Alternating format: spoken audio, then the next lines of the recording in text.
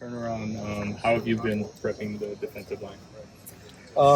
It's a very good offensive front we're going to play against on a short week, just trying to make sure we emphasize recovery, but also just trying to give them the best looks we can in practice.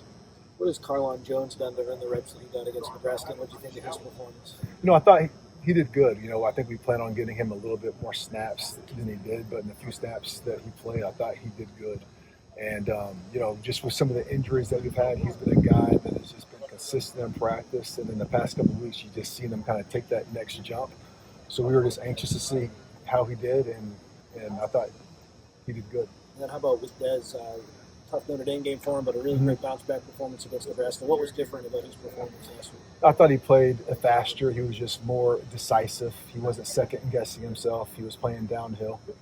What do you think has contributed to that improvement?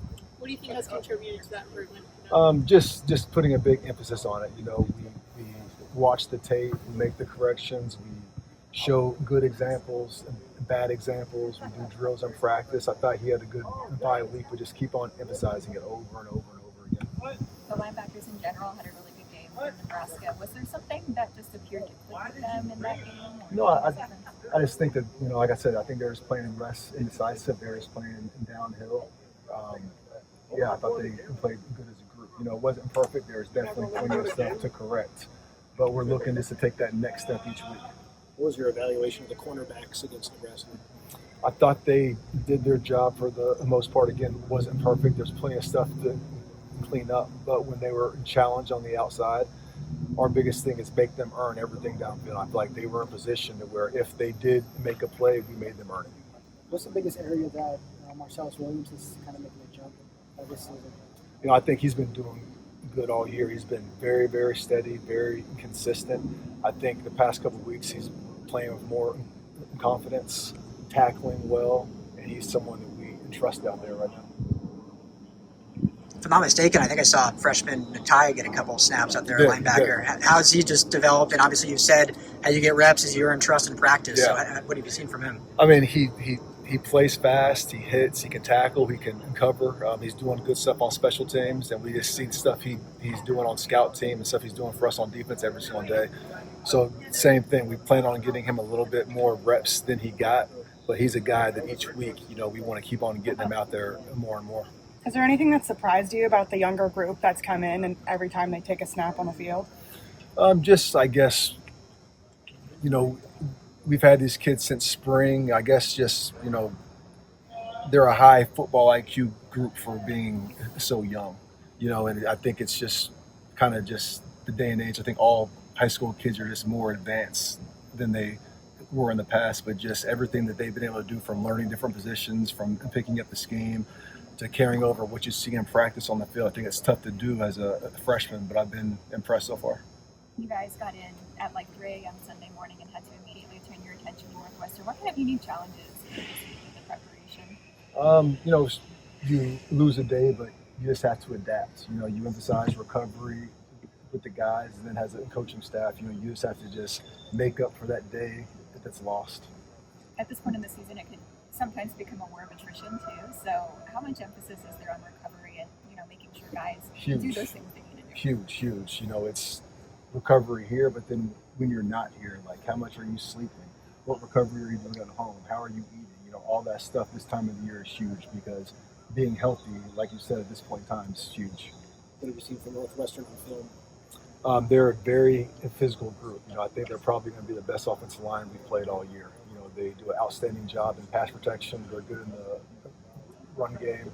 They're very experienced. They've seen a lot of ball. They play well together. So I think it's going to be the biggest challenge up front that we've had so far. And I know Eric Gentry's kind of one of one out there, but does Matai remind you of Gentry at all, or different guys? EG is kind of his own guy, but Matai definitely has some traits that he can do some of the things that EG can do at times, But Matai, kind of has his own things that he can do that nobody else can do. But no, I definitely think that there's definitely some similarities. Eric Gentry, he's been getting some national recognition in the past couple of weeks, especially this past game.